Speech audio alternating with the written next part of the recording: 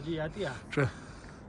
तो जी काफ़ी जद्दोजहद के बाद हम माइन के दरवाज़े पे पहुंचे हैं और अब हम आपको लेके जा रहे हैं अंदर और दिखाते हैं कि इसकी लंबाई कितनी होती है, कहाँ तक इसको खोदा जाता है, फिर प्रोसेस कैसे होता है। जैसे कि हम आपको अगर दिखाएं तो ये आपको नज़र आ रहा होगा, ये क्वार्ट्ज है, क्वार्ट्ज स्टोन।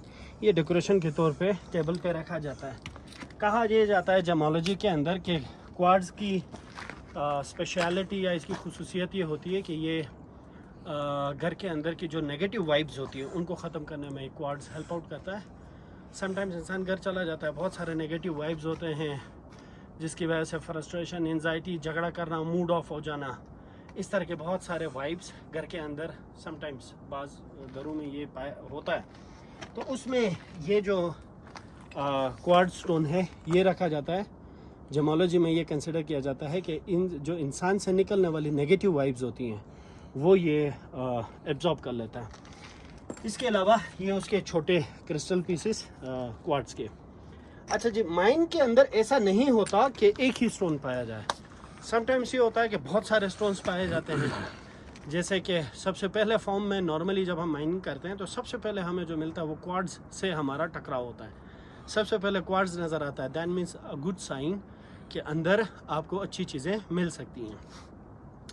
जैसे कि एमरल्ड हुआ, रूबी, एक्वामरीन, टूरमलीन, टोपाज, ये सारे स्टोन्स पाए जाते हैं। जैसे कि अब आपको एक और सैंपल में दिखाऊं। अब ये सिंपल स्टोन से क्वार्ट्ज समटाइम्स फिर ग्रीन कलर पे आ जाता है, ग्रीन कलर का शेड। ये अभी ग्रीन कलर इसलिए हुआ था कि ये एमरल्ड बनने के प्रोसेस में था, जमरुद जिसको कहा जाता है। तो ये इसको जब earth energy, fire energy, gas energy, पहाड़ के अंदर बहुत सारी एनर्जीज होती हैं, जब ये एनर्जीज कॉन्टिन्यूसली स्टोन पे पड़ती जाएं तो वो स्टोन का कलर चेंज होते होते होते वो अपना एक सर्टेन ग्रेविटी और हार्डनेस का स्टोन बन जाता है। अब इस पर्टिकुलर स्टोन में जो एनर्जीज लगने की वजह से ये ग्रीन हुआ था, दैट मीन्स कि इसमें एमरल्ड बनने का प्रोसेस शुरू हुआ था। अनफॉर्चुनेटली माइनिंग में ये टूट गया और ये इसका प्रोसेस ख़त्म हो चुका है। तो चलिए जी अंदर जाते हैं और इसकी गहराई देखते हैं ज़रा।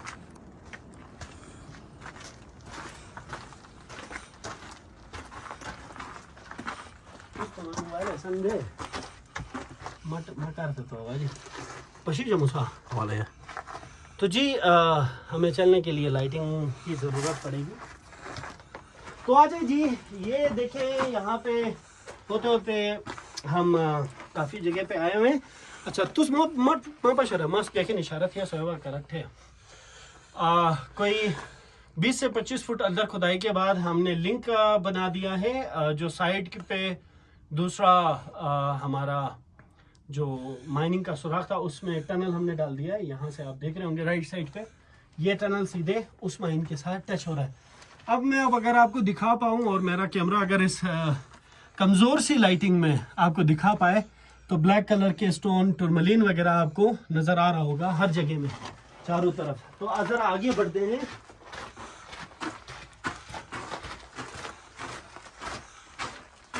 अब आपको चारों तरफ पहाड़ों पे ये देखें टूरमलीन आपको निकला नज़र आ रहा है। यहाँ पे हमें पेरिडोट नज़र आ रहा है ग्रीन कलर का, लाइट ग्रीन कलर का। ये भी हमारा जो है ना पेरिडोट स्टोन है, आने लगा।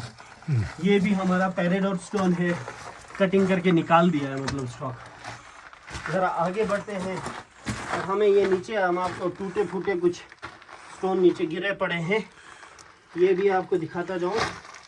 ये देखें ग्रीन कलर, लाइट ग्रीन, ये पेरिडोट का सैंपल है। और इसी तरह यहाँ पे चूँकि बड़े जो डेकोरेशन पीसेस होते हैं वो उनको निकालने के लिए हमें ऊपर तक की खुदाई भी करनी पड़ती है। तो आप देख रहे होंगे जो बड़े डेकोरेशन सैंपल्स थे वो यहाँ से एक्सट्रैक्ट कर लिए गए। और यहाँ नीचे भी कुछ डिगिंग हुई है, यहाँ से भी माइनिंग का काम काफ़ी हद तक प्रोसेस निकल चुका है। और यहाँ पे देखिए काफ़ी हेवी अमाउंट में टूरमलीन का सैंपल आपको नज़र आ रहा होगा, बड़े सैंपल्स। ये पूरा ब्लैक टूरमलीन है। यहाँ पे अगर मेरा कैमरा आपको दिखा पाए ये पेरिडोट का सैंपल है। और इसी तरह अगर हम आगे बढ़ें अब तक हम जी माइन के अंदर ऑलमोस्ट कोई 200 फीट तक अंदर आ चुके हैं और ये मज़ीद आगे जा रहा है। और हम कोशिश करेंगे कि इस मैसेज आपको अंदर तक लेके जाए ताकि जो है कंप्लीट एक्सपीरियंस आपको करवा सकें। तो ये जी यहाँ तक की माइन हमारी क्लोज हो चुकी है। इसके बाद हमारी माइनिंग यहाँ पे क्लोज हुई है। ऑलमोस्ट जेमस्टोन्स के उसमें माइनिंग के प्रोसेस में ये तस्वुर किया जाता है, ज़ूम किया जाता है कि अगर आप 400-500 फीट तक अंदर खुदाई करते जाएं और स्टोन का एक ही सिंपल आपको रेगुलरली कंटिन्यूसली मिलता जाए, दैट मीन्स कि आप आगे अगर इसको पहाड़ को अगर 1000 मीटर भी क्रॉस करते जाएंगे तो वही सैंपल ही आपको मिलेगा, कुछ और नहीं मिलेगा। तो इसका मतलब ये हुआ कि इस माइन के अंदर से सोफा अब तक 4 किस्म के स्टोन्स एक्सट्रैक्ट हुए हैं, जिनमें टूरमलीन, टोपाज, एमरल्ड और एक्वामरीन, ये 4 स्टोन सोफा इस माइन से एक्सट्रैक्ट कर लिए गए। बाकी जितने भी माइंस हैं आसपास, क्योंकि जैसा मैंने शुरू में बताया था कि माइनिंग करने से पहले एक वाइट कलर की लेयर पहाड़ के दरमियान बाहर आउटर फेस पे एक लाइन शो हो रही होती है। उसका मतलब ये होता है कि पहाड़ के अंदर जेमस्टोन्स पाए जाते हैं। तो इसको फॉलो करते हुए जब एक्सट्रैक्शन होती है तो हमें जेमस्टोन्स वहाँ से हासिल होते हैं। तो जी ये था अब तक का माइनिंग का एक छोटा सा सफ़र, और हम कोशिश करेंगे कि बाकी माइन में आज अनफॉर्चुनेटली हमारे जितने भी माइनर्स थे वो छुट्टियों पे चले गए। इस वजह से आपको वो कटिंग होने वाला जो प्रोसेस होता है वो हम आपको दिखा नहीं पाए। और ये जी दोबारा से हम रोशनी में आ गए और देख रहे होंगे आप दोबारा से हम क्या जगह सुरा श्री बल्कनी पशरने श्री बेबान हस्ते। तो पुल वगैरह तो आपको यहाँ पे नज़र नहीं आ रहा होगा। गार्डर सिस्टम के ज़रिए, पुली के ज़रिए हमें खींच के वहाँ से पुली के ज़रिए इस तरफ लाया जाता है, जो कि माइनर्स अपने मशीन्स वगैरह, thresher machine, drill machines, petrol वगैरह, खाना पीने के अशिया, सारी चीज़ें इसी पुली के ज़रिए पहाड़ के इस साइड पे लाया जाता है। और फिर यहाँ का सुकून से ये जो वाइट कलर के आपको स्टोन्स बाहर नज़र आ रही हैं, बेसिकली एक्सट्रैक्शन करते वक्त जो अंदर से मटेरियल होता है वो बाहर लाके फेंका जाता है।